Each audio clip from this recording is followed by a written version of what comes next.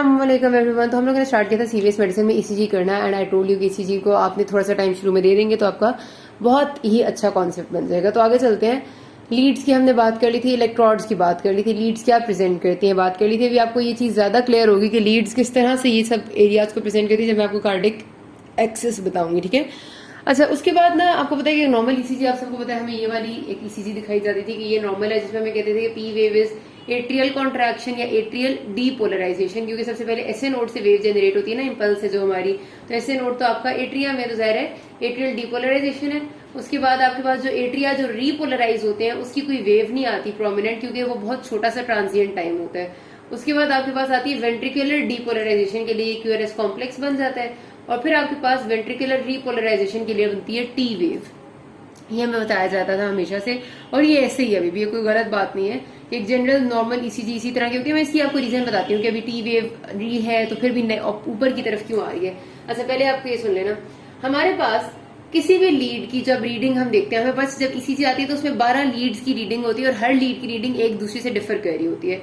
जब भी हम देखते हैं उसको तो वो इस तरह से बनी हुई होती है कि आपके पास जिस साइड पे हार्ट में इलेक्ट्रिकल करंट फ्लो कर रहा है, आप देखिए हार्ट में ये करंट इधर से शुरू हो रहा है और इस डायरेक्शन में फ्लो कर रहा है। जिस लीड की तरफ करंट के फ्लो की डायरेक्शन होगी, ठीक है, जिस लीड की तरफ उसकी डायरेक्शन होगी, उस लीड में हमेशा पॉजिटिव डिफ्लेक्शन आती है, और जिस लीड से अवे करंट जा रहा होगा उस लीड में हमेशा नेगेटिव डिफ्लेक्शन आती है। नेगेटिव डिफ्लेक्शन का मतलब है कि वो नीचे की तरफ शो हो रहा होगा। सपोज करते हैं कि आपका नीचे की तरफ आ रहा है हार्ट का वो फ्लो, ठीक है।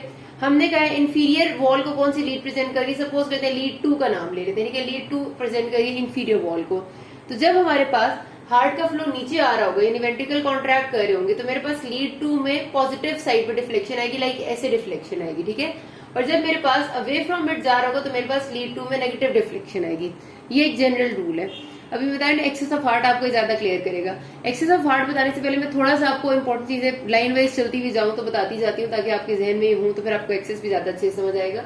सबसे पहले ये कि आपके पास ईसीजी पेपर क्या होता है। और पता है ईसीजी की जो इतना सा बड़ा सा पेपर होता है जिसमें 12 लीड्स बनी हुई होती है, उसको ईसीजी पेपर कहते हैं।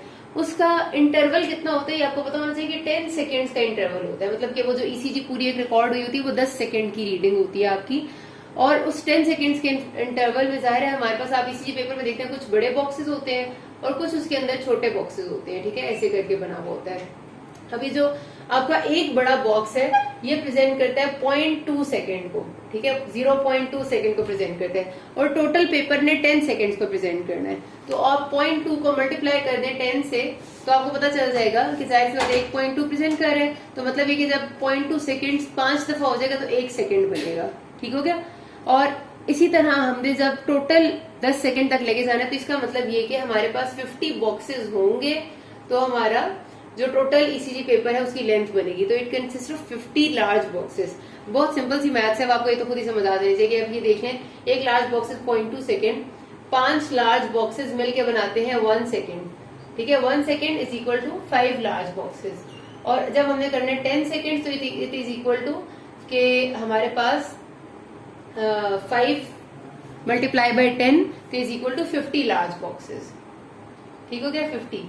तो आपके पास ईसीजी पेपर में लार्ज बॉक्सेस 50 होते हैं। फिर जो हर लार्ज बॉक्स के अंदर स्मॉल बॉक्स होता है ना, वो प्रेजेंट करते हैं 0.04 सेकेंड्स को, और ये 0.04 सेकेंड वाले बहुत सारे मिलके एक लार्ज बॉक्स बनाते हैं। बहरहाल इतनी बात काफी है। अच्छा, उसके बाद अब हमारे पास अगली क्या चीज आ जाती है कि आपने हार्ट रेट को कैसे कैलकुलेट करना है।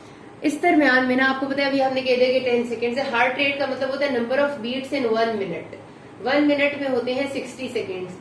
ईसीजी का जो पेपर है वो हमें 10 सेकेंड की कहानी बता रहे हैं। हम क्या करते हैं, ये जो क्यूआरएस कॉम्प्लेक्स होता है ना हमारा, ये हम इसको कंसिडर कर लेते हैं एक नॉर्मल बीट वाली सबसे बड़ी अपस्ट्रोक, ठीक है, क्योंकि वेंट्रिकल में ये अपस्ट्रोक आ रही होती है। हम एक आर से दूसरे आर के दरमियान में जो इंटरवल है वो कैलकुलेट कर लेते हैं, ठीक है। ऐसे ईसीजी बनी हुई है ना, ये अगला क्यूआरएस कॉम्प्लेक्स सपोज आ गया, फिर अगला आ गया। तो हमें जब लग रहा होता है कि रिदम रेगुलर है, रिदम भी बहुत जरूरी है। रिदम का मतलब है कि हार्ट जो आपका चल रहा है, जो पल्स आपकी आ रही है, क्या वो रेगुलर बिल्कुल बीट्स आ रही है, मतलब ये एक बीट है उसके बीच में जितने डब्बे एक 2 बीट्स के दरमियान में उतनी अगली 2 के दरमियान में उतनी अगली 2 के दरमियान में, इसका मतलब होता है रिदम रेगुलर है, ठीक है। फिर इरेगुलर रिदम्स की भी 2 टाइप होती है, regularly irregular. Regularly irregular rhythm का मतलब ये होता है कि आपके पास सपोज यहाँ पर बना देती हूँ मैं, ठीक है, इस जगह पे कि सपोज आपके पास एक बीट है वही अभी आई है, ठीक है। उसके बाद एक डब्बे के बाद अगली बीट आ गई है, उसके बाद 2 डब्बों के बाद दूसरी बीट ना आना, फिर एक के बाद अगली, फिर 2 के बाद अगली, फिर एक के बाद अगली, फिर 2 के बाद अगली। अब ये इरेगुलर रिदम है, क्योंकि हमारे पास ऐसा नहीं होता कि एक जगह पर इतना गैप हो और एक जगह पर इतना गैप हो, लेकिन ये रेगुलरली इरेगुलर है कि एक ही पैटर्न है जो बार बार फॉलो हो रहा है, ठीक है।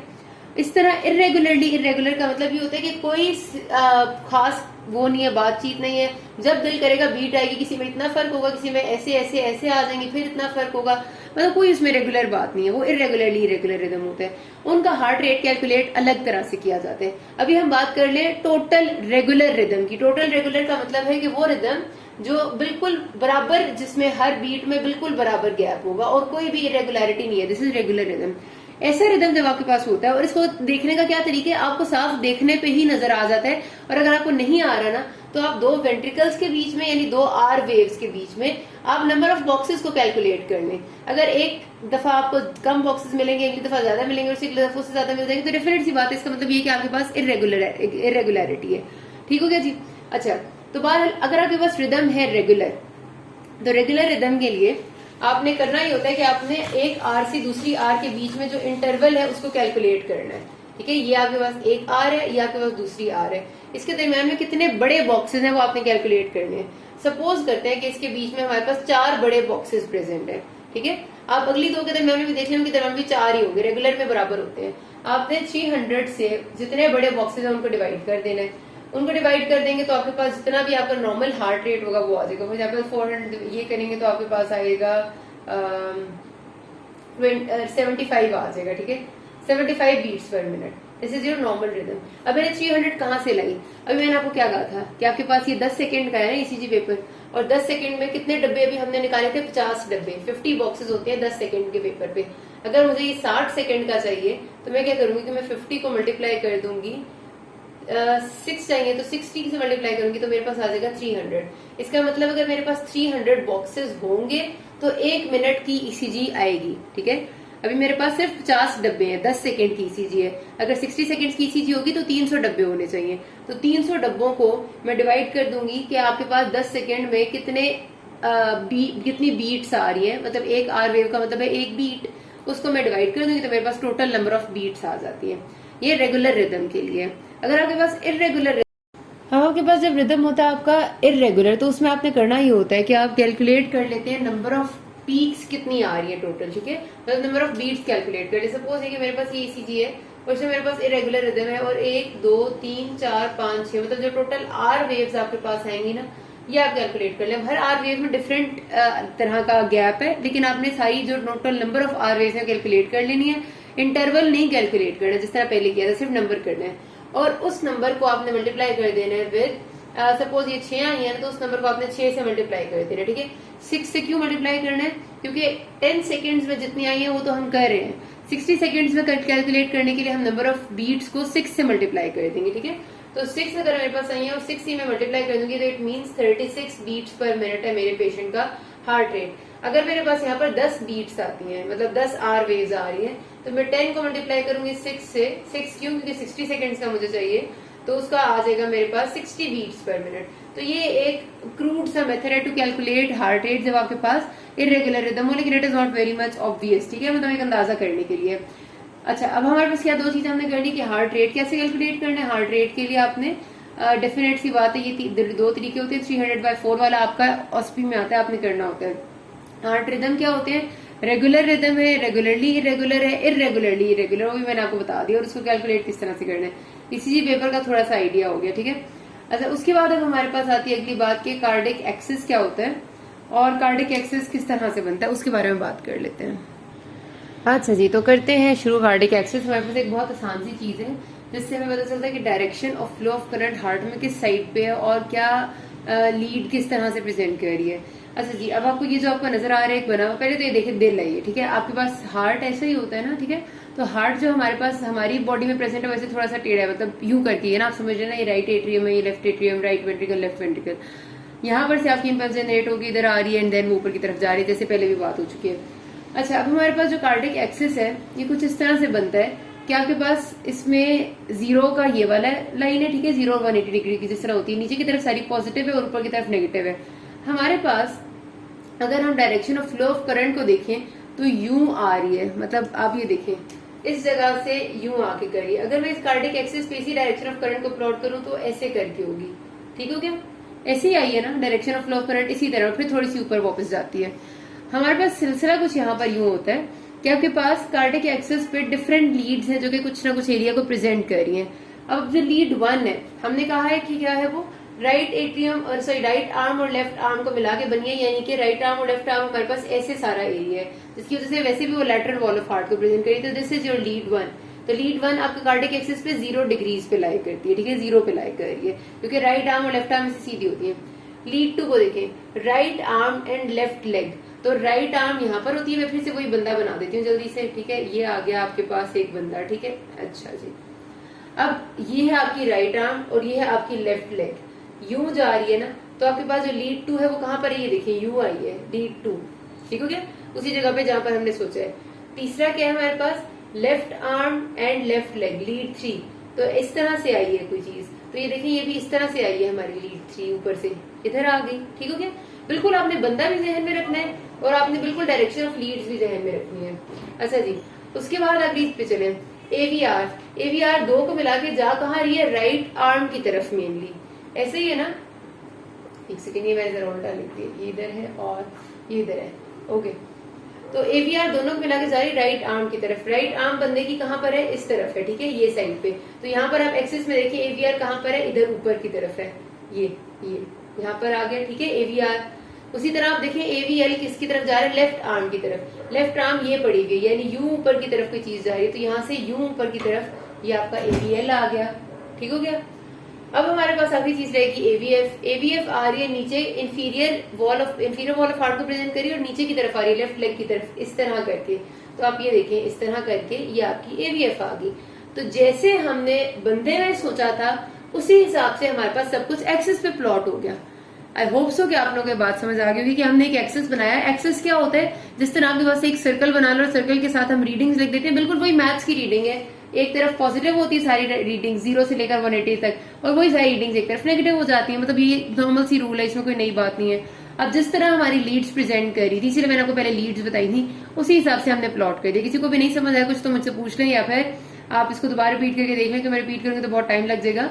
अब इससे यहाँ पर भी साफ पता चल जाता है कि जो लीड यहाँ पर है लैटरली है, वो लैटरल वॉल को प्रेजेंट करेगी।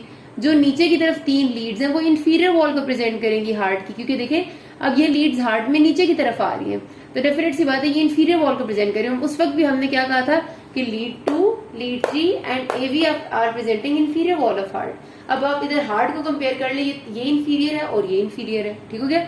इसी तरह lead 1, lead AVL and lead AVR are presenting lateral walls of heart. AVL और 1 जो है वो आपकी ये लेफ्ट वाली साइड पे और एवीआर आपकी राइट वाली साइड पे।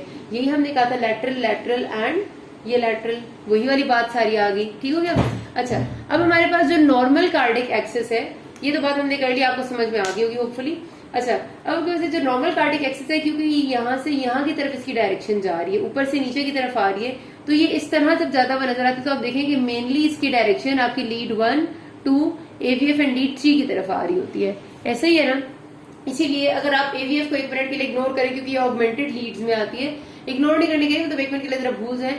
यूं करके डायरेक्शन ऑफ करंट आ रही है ऊपर से, अगर मैं इसको लेट से कर लेती हूँ, ऐसे करके आ रही है, तो आपके पास जो सबसे ज्यादा पॉजिटिव डिफ्लेक्शन होगी, मैंने आपसे क्या कहा था, जिस लीड की डायरेक्शन में करंट फ्लो करता है उसमें जब आप ईसीजी में देखते हैं तो ऐसे करके पॉजिटिव डिफ्लेक्शन आती है, और जब जिस लीड से अवे करंट मूव करता है उस लीड में नेगेटिव डिफ्लेक्शन आती है, ठीक है। तो पॉजिटिव और नेगेटिव डिफ्लेक्शन इस वजह से आती है, करंट के लीड की, करंट की फ्लो की वजह से। आपको पता है कि अब जाहिर है मैं ये तो नहीं कह सकती ना कि एक वक्त में अगर करंट यहाँ से फ्लो कर रहा है तो वो दूसरी तरफ शायद ना फ्लो कर रहा हो। टोटल ईसीजी पेपर 10 सेकेंड्स का होता है, जो कि काफी लंबी ड्यूरेशन है, और एक कार्डिक साइकिल आपकी, आपको याद होगा आपने फिजियोलॉजी में पढ़ी थी फर्स्ट सेकेंड ईयर में, कार्डिक साइकिल की ड्यूरेशन सिर्फ 0.8 सेकेंड है, यानी कि 10 सेकेंड होते होते मेरे पास 10 से ज्यादा कार्डिक साइकिल्स गुजर चुकी होंगी, 10 से भी ज्यादा, यस 0.8 सेकंड की एक कार्डिक साइकिल होती है। तो 10 से भी ज्यादा साइकिल्स में ऐसा तो नहीं हो सकता ना कि आहिस्ता आहिस्ता करंट फ्लो करके आ रहा है। करंट एक वक्त में ही सब तरफ से बहुत तेजी से फ्लो करके चला जाता है। इसीलिए मशीन जो है वो इस काबिल होती है कि वो उसको एवरेज करके निकाल देती है और हमें रीडिंग्स दिखा देती है, ठीक है। अच्छा, आगे हमारे पास क्या बात कर रही थी मैं, क्या आपके पास सबसे ज्यादा जो पॉजिटिव डिफ्लेक्शन उस लीड में आएगी जिसकी तरफ करंट फ्लो करेगा।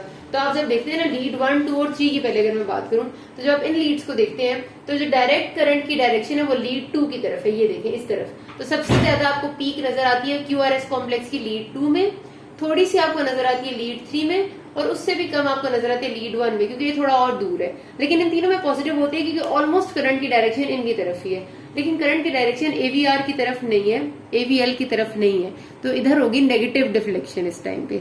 ठीक है जी। अच्छा, बाकी बातें अगले पार्ट में करते हैं। किसी कोई मसला हो can ask me. Thank you.